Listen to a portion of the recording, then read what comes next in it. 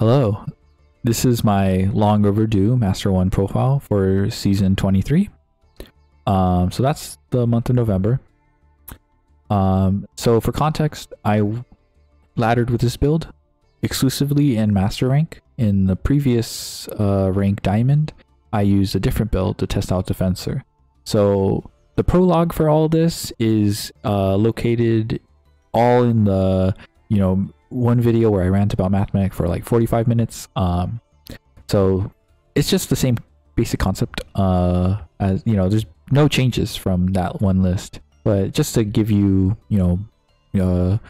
rundown, basically I did not want to deal with Max E at all. So I play Gamma as an out because people just activate Max E. They don't play around it. I just activate Max E while having an empty field and I just Gamma. And even, with more icing on the cake, I can still end on Singularity with Gamma and Circular. So it's not like this turning off transcode actually affected me. So here's the thing. Yeah, the other thing to beat Maxi was another low to the ground combo.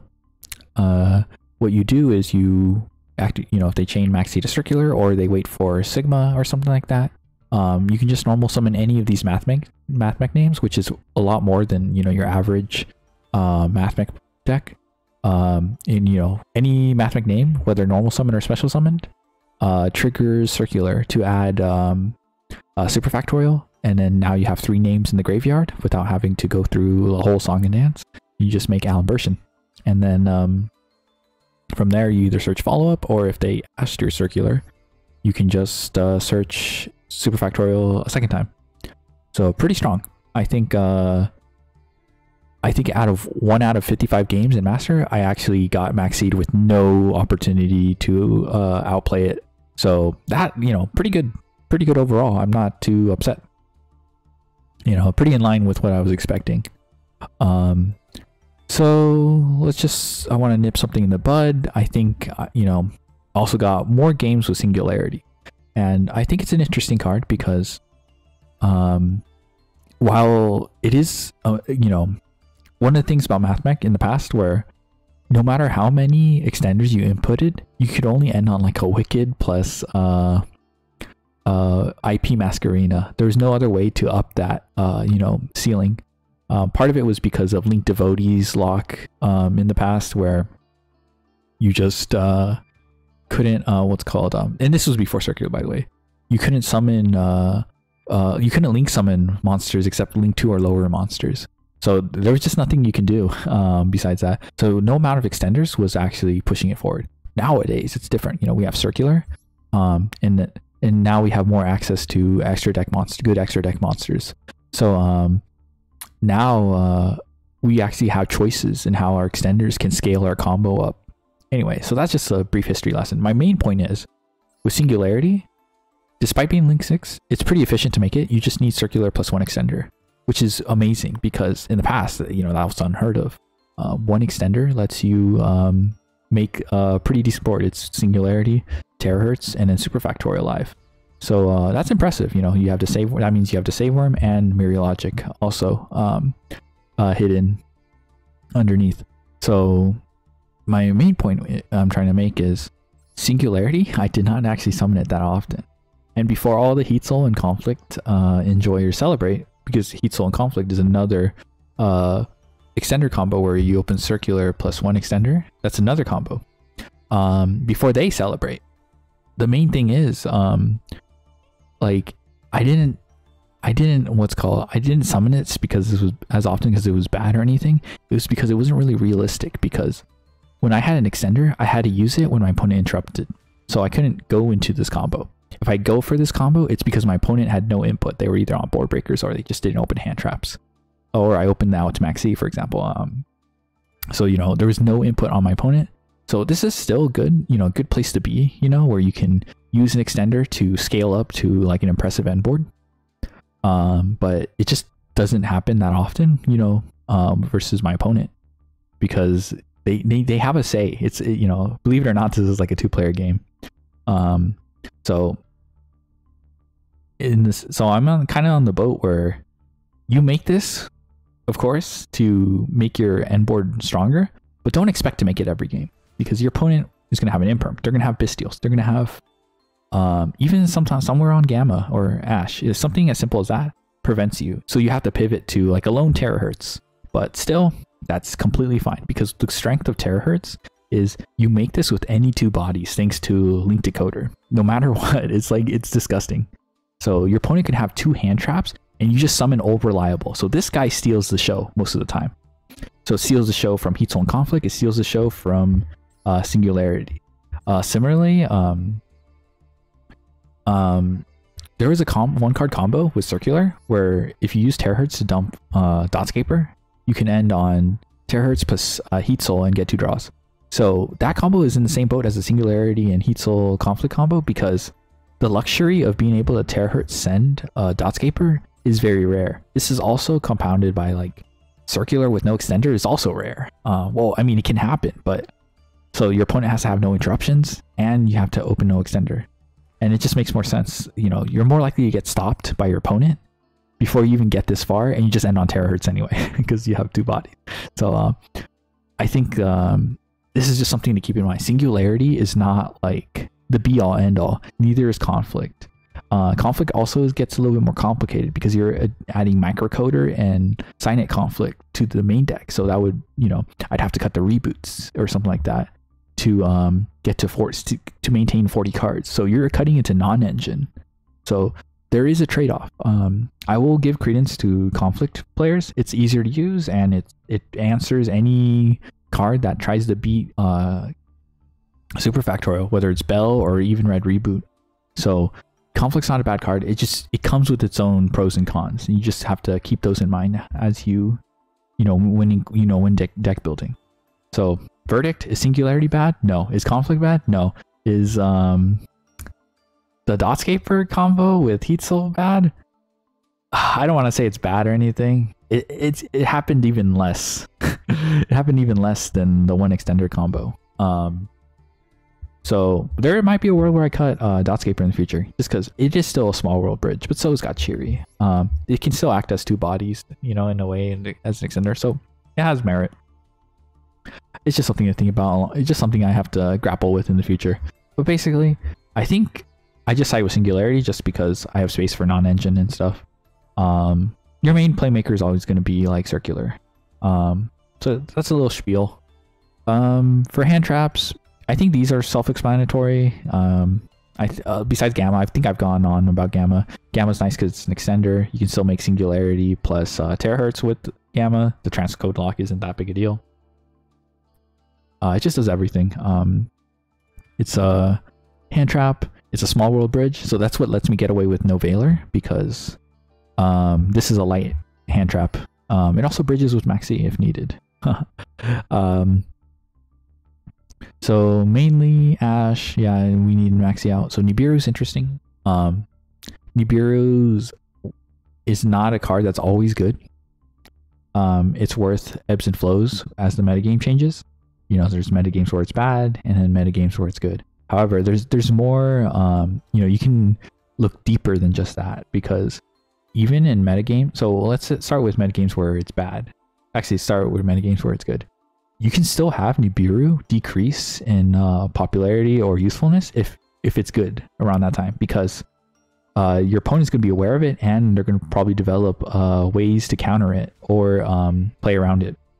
So while that meta favors Nibiru, it could still go the opposite direction. So in metas where Nibiru is bad, you know, if everyone agrees that Nibiru is bad, eventually people are going to be like, oh, I'm not going to play around it.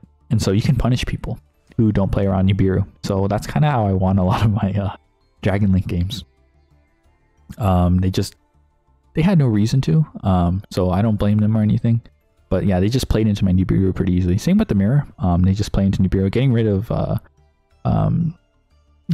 of Terahertz is still really strong.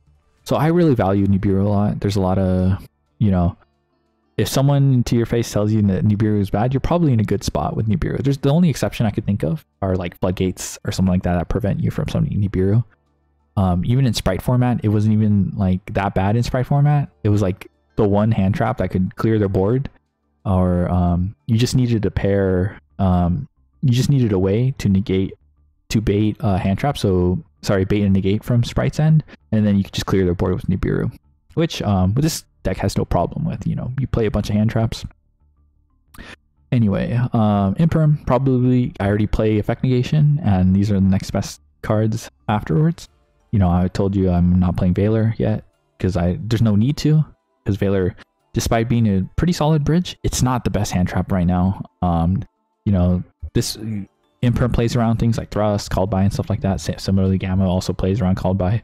Gamma destroys the monster. Imperm plays around Thrust as well. So it's just really useful. Also, like versus Floodgate monsters, you can play infinite impermanence on your own turn. Like even stuff like Fenrir, it's like very strong. So yeah, it's just a hand trap. But it has a lot more positives than it has negatives. Red Reboot is actually pretty strong. It was just my answer to Labyrinth, and I just wanted to overlap with Labyrinth in the mirror. It's not guaranteed to win the mirror, because if they have Terahertz, they have like interactions as well. And on Singularity, Singularity was not popular in the ladder. I think the most popular build was Conflict, but we'll look at the data pretty soon. But yeah, I think those two rants out of the way. I think I have one more where this build going forward in season 24 is probably not realistic. As you can see, diameter is limited. And the next best replacement I can think of is Nabla right here. You're going to use Nabla as one of the best hands you could have with Mathmech is circular plus diameter, because it punishes your opponent it's the best punish against your opponent when they imper Malimbersion or something like that, because it's both the Mathmech name and what's called, and like an extra body, at least for diameter's case. I like Nabla because it can still function as another copy of diameter, but you have no choice anymore. You can only play one copy of diameter nowadays. So then, if you want another copy of diameter, it has to be Nabla attribute itself.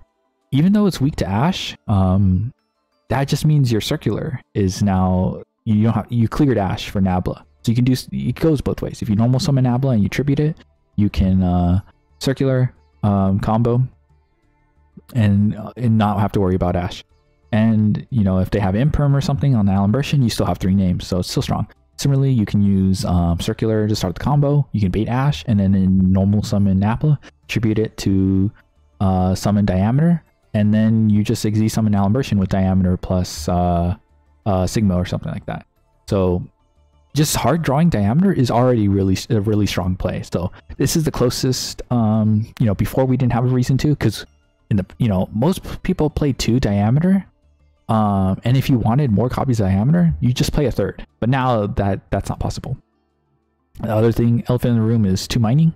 I would say for a pure build like this, that's relying on 9 circulars to combo, the difference between 9 and 8 is very huge. You go from 74% chance of seeing circular in a 40 card deck to 69% chance. So I think you need to play another engine, whether it's Exceed, whether it's Spirits, whether it's Defensor plus Guardian. This build I don't think will survive. That's 30 out of 100 games where you can't play through hand traps, basically. Circular is how you just keep playing. Before, it was a quarter of games where you would concede those games where your opponent opens multiple hand traps. But now, the having 8 copies matters a lot. So I'll probably have to introduce another engine. So this exact list will need reworking. But that's fine. That's no list. I don't think, if you ever look at my profile with they're not all the same. They always adapt to the meta or changes and stuff like that. So I'm not too pressed. It was a cool concept. I think I would have brought this into season 24.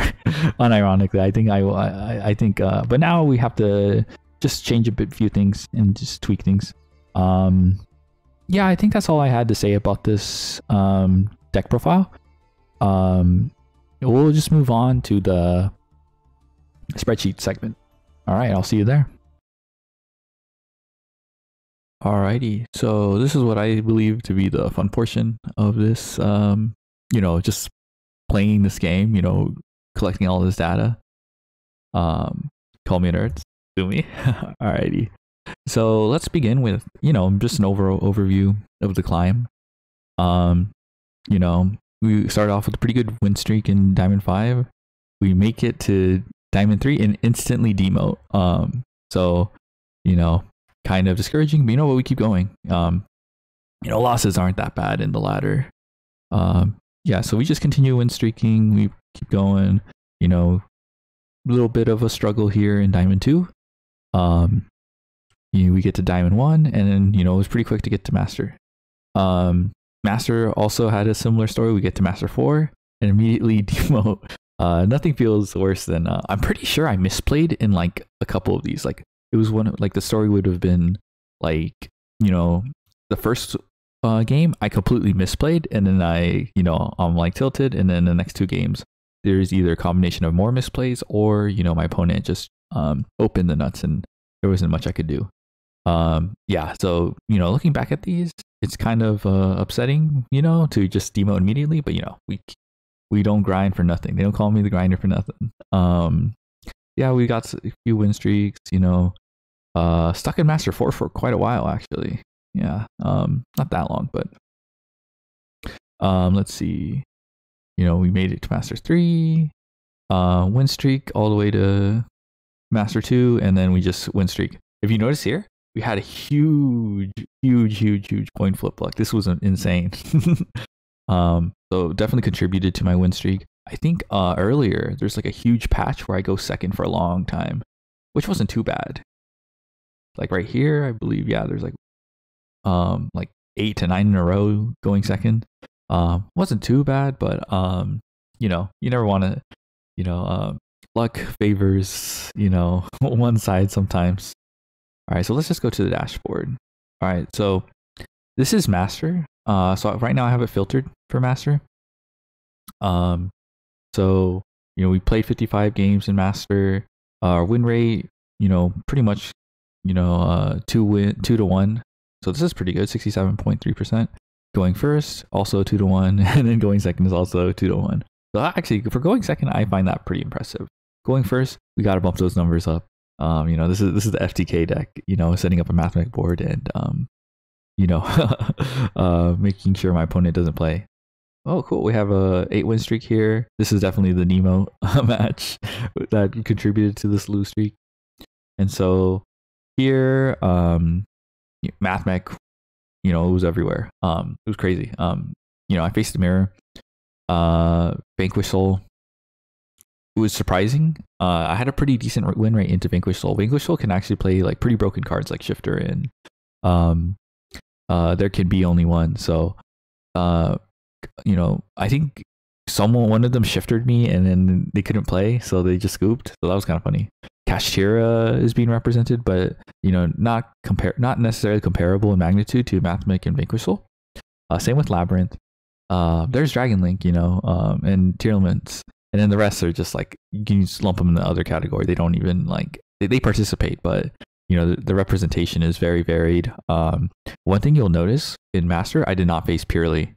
And I didn't really face Kashtira. So I originally, when going into this meta, you know, when I was building my deck to climb Master 1, I made the assumption, is it worth respecting Kashtira and Purely? And at this point of time, I think I felt like, you know, that assumption was justified, because I didn't play Kurikara or Kaijus. You know, I lost a little bit more games to Kashtira than I needed to, but you know, it's going second.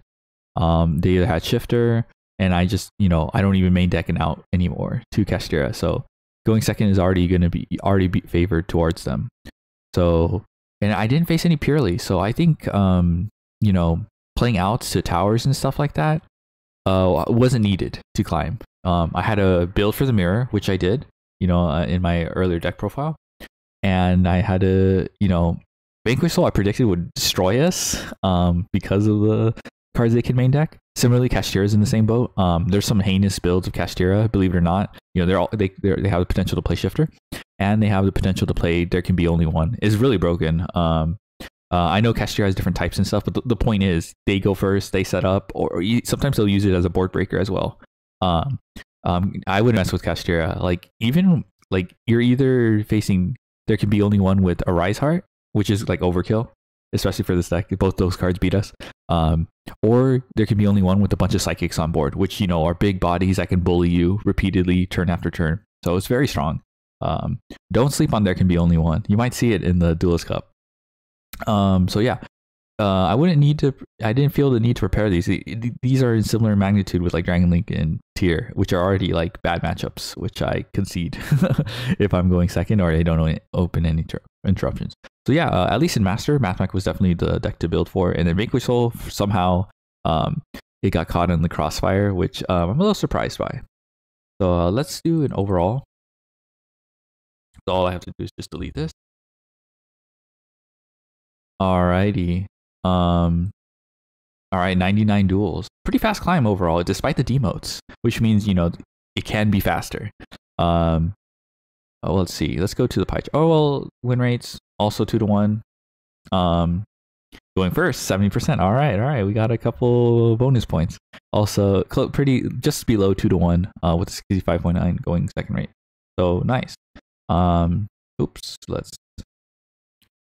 All right, so this is the overall. This includes Diamond and Master. Mathmech takes the lion's share of the pie. Kashtira, looks like 5 contributed from Diamond and 5 were contributed from Master. So, you know, pretty decent representation. But Mathmech seems to like dwarf all these. Labyrinth is there. Vanquish Soul. All of them came in Master 1. All of them came in Master. So that's the majority of Vanquish Soul's representation. Dragon Link seems to be half and half. Bistio Branded was all concentrated in Diamond. I didn't see it too much afterwards. But yeah, Mathmech, Kashtira, Labyrinth. This I'm always surprised by Vanquish Soul. You know, it has a reputation for being like a floodgate deck.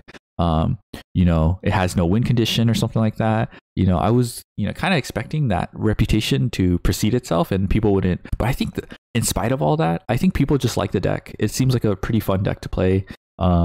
You know, if you're into the art, you probably like that too, as the fighting game aesthetic. So it's probably pulling in a crowd that we're not seeing to represent this deck. It's pretty interesting. I would think I don't believe Vanquish Soul is a weak deck or anything. I just think, like, you know, compared to all the other choices, you know, you have Purely, you have you know, even Tier Elements, Dragon Link, even Labyrinth. Labyrinth has a lot of fans. Vanquish Soul, I felt like would join these guys in the other category where, oh yeah, I'll see once or twice because, you know, there's someone who's like a really big fan of the deck, but I love being proven wrong, you know. All right, so let's go. So decks I beat the most. So Mathmech, I had a decent win rate. You know, it's 2-1. In Master 1, it was 50-50. It was pretty bad. A couple of those were misplaced, but for the most part, I think a lot of my wins, because I almost went undefeated in Diamond in the Mathmech Mirror. That's probably because these wins come from Diamond and Master, Climbing Master. You know, it was pretty 50-50. So 2-1, I'm pretty happy about that. Labyrinth, pretty surprising. This is 8 wins, and then there's 9 Labyrinth players. That is crazy. I'm pretty sure I went second to a couple too. You know, that could be a number of things. You know, Labyrinth should be winning. They can also play the floodgates, unfair floodgates, skill drain. They can play on your turn, you know, depending on how well they open. And a lot of their traps, they interact with us pretty well. I would say a huge part of the reason I won was because, you know, Linger Rebo is huge in this matchup. Sometimes Wicked will perform because you prevent destruction.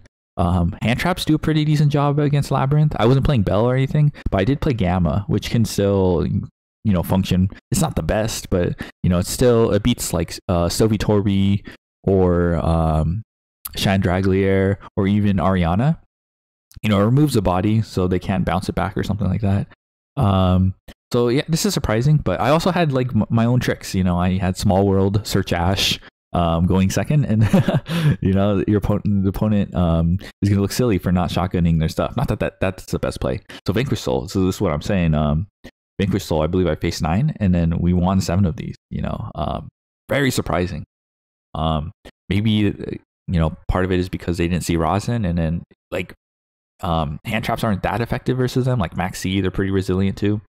Like sometimes it's even better to Maxi on your turn, so they don't just tag in and out over and over. Yeah, so Vanquish Soul, I I think I need to play more of that matchup. It seems more like a value matchup where you have to like. I don't even think we grind that much, but yeah, I think I've played the deck before. It's not the hardest deck to comprehend if you know it. So maybe I was hand trapping them in the correct places, like Imperm on the Imperm on Rock of the Vanquisher is really strong, but definitely Vanquish Soul is definitely a deck that like if you don't understand it or like it's actually a limited deck, but if you don't understand its limitations, it can really take advantage of you. Castira, we have 6. How many Castira were there? 10? Okay. Pretty close to 50-50. 6 wins, 4 losses. Pretty close to 50-50, which is expected. Win going first with Castira, assuming, equivalent going first and going second for these matchups. Winning going first makes sense for Castira. They set up their FTK. They have, pretty unfair cards like Shifter and stuff like that. So I'm not surprised. Dragon Link. So how many Dragon Link did I face? That was 6. 4 out of 6. Also kind of close to 50-50. I like it. I think Dragon Link is not as cut and dry a matchup as people make it out to be. I'm pretty sure I bricked at least once versus Dragon Link, so that contributed to loss. But I'm not gonna be like, oh, that didn't count or anything. But when we both can play the game, it's not as cut and dry as people make it out to be. Yes, Bystials are really strong, but I never lose the Bystials too much. It's literally because my opponent has like the better engine.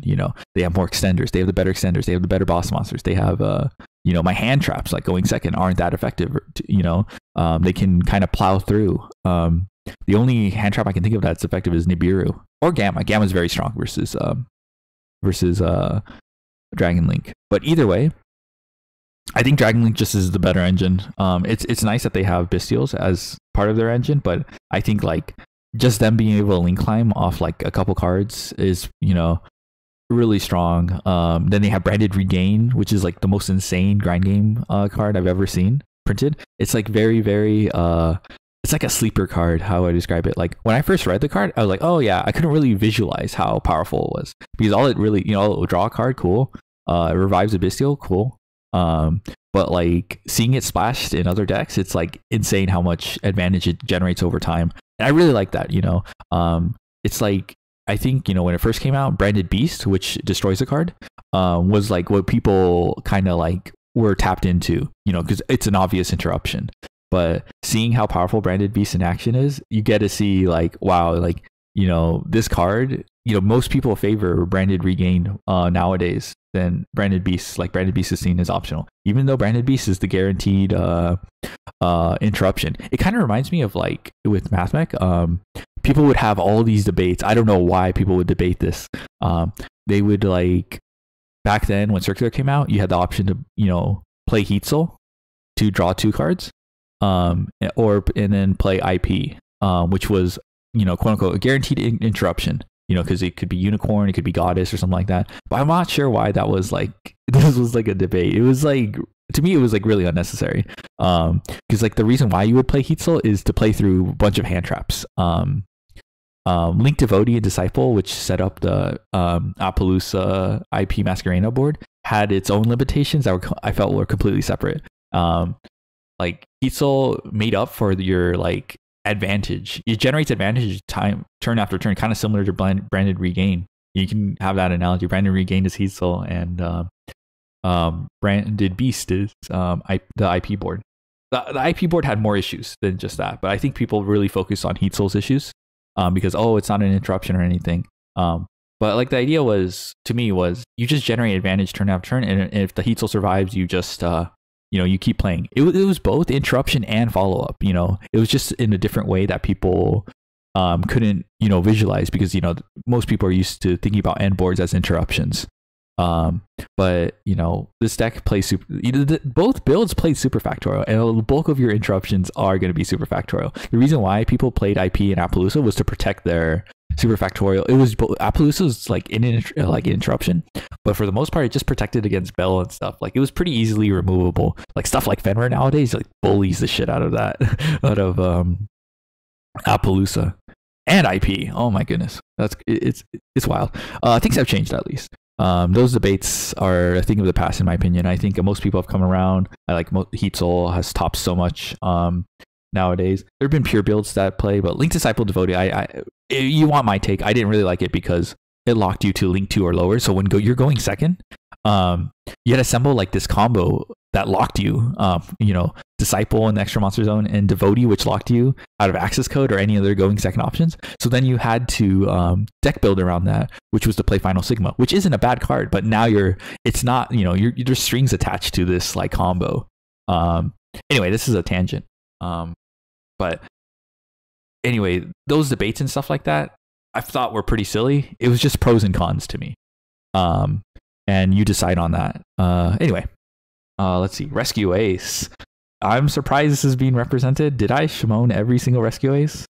All right. Yeah, every Rescue Ace was destroyed. Okay, this is in contrast to the previous season where I think I just lost it to every Rescue Ace I was playing against. Very resilient deck right now. I'm kind of impressed with what it does. It has engine hand traps, which is so cool. If you're familiar with Tearlaman's Havness, this deck is chock full of those types of cards. It's also kind of a deck that like is very hard to gauge. I think one of its most powerful cards is the Field Spell. Like it gives you 2 normal summons. It gives you follow up. It really does a lot, that Field Spell. Very, very insane to me. Kind of similar. It generates advantage too. Kind of like Branded Regain. It is really similar to Branded Regain. But yeah, Rescue Ace, cool deck. Maybe I'll learn it in the future. I know it's doing pretty well in the OCG and the TCG, but all the support's not here yet. But based on what it has, right now it has like 2-card, 3-card combos at the moment.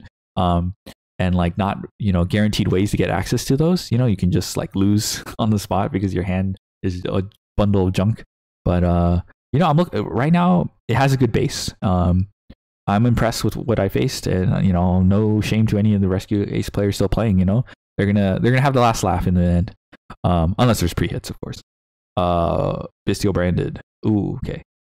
So yeah, in contrast, this is the third deck that beats me the most. Pretty sure I bricked at least once of these, but this should not be. This is kind of similar to Dragon Link, where the engine, like it's not even Bestials. Bestials are not the annoying part of this deck. It's Branded Fusion. Branded Fusion creates so many interactions on your turn, whether it's even Mirror Jade, you sometimes can't deal with it. It's Albion. For me, it's Albion. It's like a fusion monster that they send with Mirror Jade or Branded in High Spirits, or it's what glues the deck together, because you can search any branded spell and trap and set it. So it sets like the Branded Banishment trap, which just super polys your whole board. And yeah, this deck actually plays super poly too. So don't focus too much on the Bestials. This deck is very scary because of all the other things it can do on top of that. To me, Bestials is just a drop in the bucket. It's just an interruption. It's just a hand trap. Who cares? Just play an Excenter, keep playing, make terahertz. What it makes it so hard is Branded Fusion is so hard to interact with. Normal Summon Albaz is so hard to interact with. Sometimes the Laplacian Sends are unaffected, because they just add back all their resources back. That is the crux of the Bestial Branded matchup. That is what makes it so hard. And of course they can play Regain. Regain's strong. And this is like, yeah, the rest, there's nothing too notable here. One purely. This is the only purely representation, and this was in Diamond. I cannot believe it. I'm pretty sure Mikanko. Okay, I faced 3 Mikanko. We won against 1. I'm pretty sure I misplayed against these guys. These guys should not be beating me. But either way. So yeah, pretty interesting spread. Oh, Virtual World. Yeah, so that's just this segment. Let's see. What's next? So we got to the dashboard. Of course, this spreadsheet's available. Okay, this is just the let's go data. Okay, that's just keeping count and stuff. Alrighty, so this is kind of my favorite part too. So this snapshot was taken at the end of the climb. So this is from the Master Duel Meta website, and I just sorted everything by popularity to see if there was any alignment with like the cards I'm seeing. Obviously, it shouldn't be 1-to-1. First of all, like this is just a sample of all the decks I've been facing. But this is like I think it's a aggregate of all the cards represented in tournaments and Master 1, Master 5 deck lists, something like that. So this is also its own sample. So there's going to be disagreement, but at least like the broader strokes should have some alignment. Before we get into that, coin flip. Yeah, coin flip was very favorable to me. The last stretch of Master 1, Master 2, I just got insane coin flip flop. So very skewed towards heads. I will pay the price in the future. So if I get tails a lot, at an event or while climbing, this is probably why it's going to offset this. So I spent a little bit more time in Master than Diamond, but that's expected. It takes 5 wins to rank up in Master. But yeah, 99 is pretty strong. I think like I said, I D-ranked twice, but we bounced back, and this is pretty above average. So even with the 2 D-ranks, you could probably get higher faster. So we're gonna move this up just so we can see, so it doesn't get obscured below. Alrighty, so Maxi should not be a surprise. Ash Blossom should not be a surprise. These guys go hand in hand. They're it's like a symbiotic relationship, I think. I don't know. Something in nature where one cannot exist without the other. Imperm, wow, it's number 3 overall. Called by and Zeus switch places. So yeah, this is nice. This whole row has some alignment, so that's cool to see. Cross out, it got represented more in my climb. It's still here in the upper 8. This is just let's see, Barone, also here. It's in the top 10. It's within my top 8. Triple Tactics Talents, it's a little bit lower than the Master Duel meta, but it's up there. So that's the key part. Access code is a lot more represented, but if you notice here, the stuff in the green, it's all representation above 50. It starts to, you start to see a sharp decline in representation because, that's when people's decisions come into play when playing into the meta, where, oh, I'm going to play this specific tech for this matchup. So you're going to see like uniformity among this top 50%, but then this is where people start to deviate. You see the sharp drop off. So Goddess is right there. Kashtira, that's basically Fenrir. Whenever I count Kashtira, it's Fenrir. So pretty these guys are pretty close together. Access, Goddess, Kashtira, they're pretty in the same realm. So not too surprising. Same with the Triple Tactics. This is talent, by the way. This is not thrust. Oh, which is right here. Okay, cool. Let's see. We have Nibiru. Okay, makes sense. Nibiru is very strong. We have Duster. IP's down here. Arise Heart. Okay, Arise Heart's down here too. Baguska. All right, we're getting, Herald of the Abyss, I think, does not see Herald of the Abyss all the way down here. So that's interesting that we're seeing this. I didn't record Unicorn, but I assume, if you see IP, there's probably going to be a Unicorn. Prosperity. Where's Prosperity at? Should be right here. So pretty, it's here. It's starting to, this is probably where we're going to see some disagreement. But yeah, these are probably the most popular techs.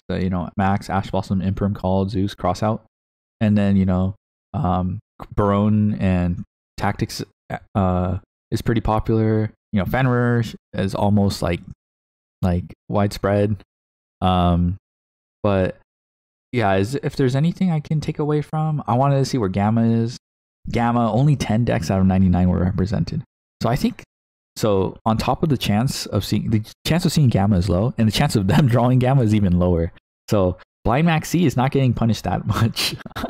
Yeah, I swear, the only person punishing Blind Max C is me, because I actually play Gamma.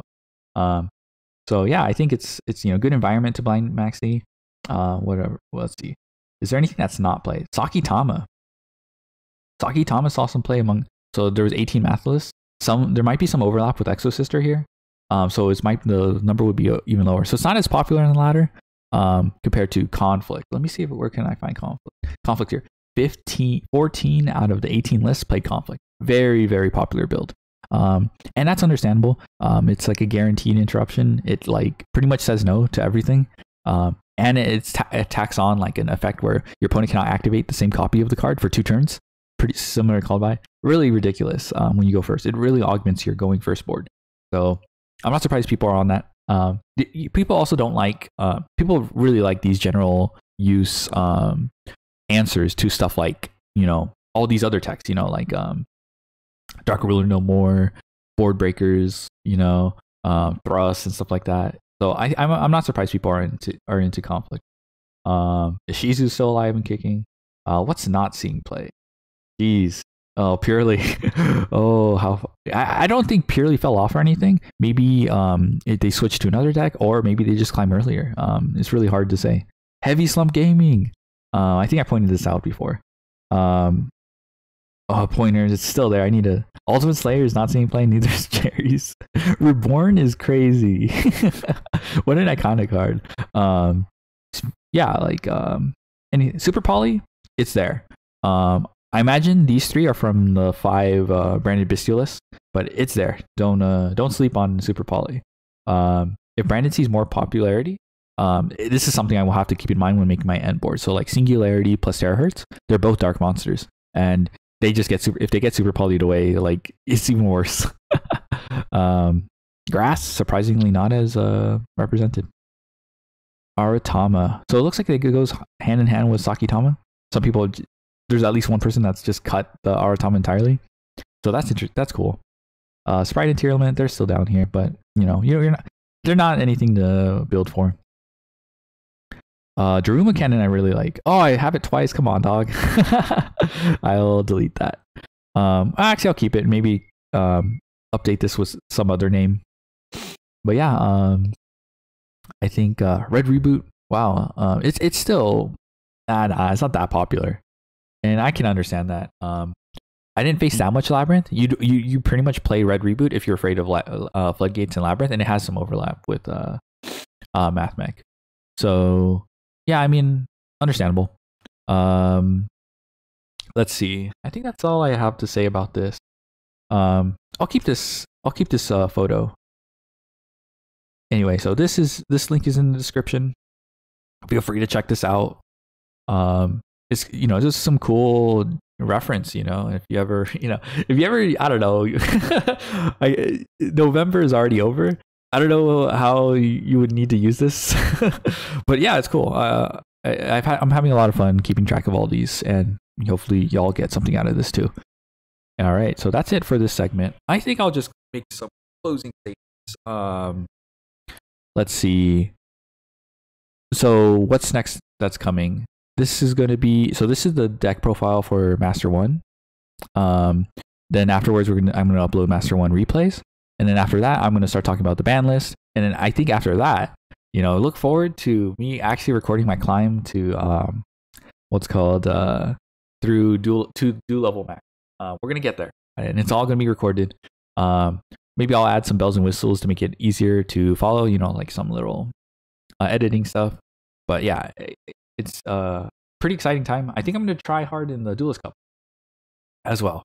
So for stage 2, we're going to do that grind, the 3-day game. Probably not that much, but just enough to, get an icon or something. Or even, getting top 100 would be cool too. But that's going to be tough. Alrighty. So yeah, that's all I have. Thanks for, taking a gander at the spreadsheet. That's all I have. Have a good one.